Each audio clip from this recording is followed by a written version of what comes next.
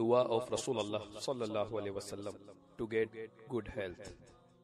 Rasulullah sallallahu alaihi wasallam used to recite this dua in the morning 3 times and in the evening 3 times. Allahumma afini fi badani. O Allah, grant me health in my body.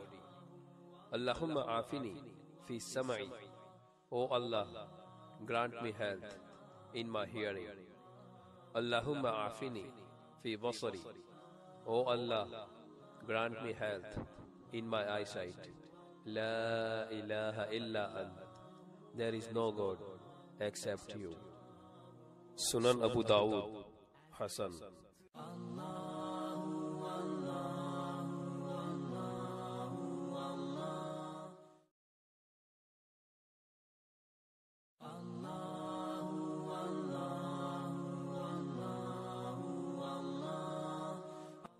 Dua of Rasulullah sallallahu alaihi wasallam to get good health.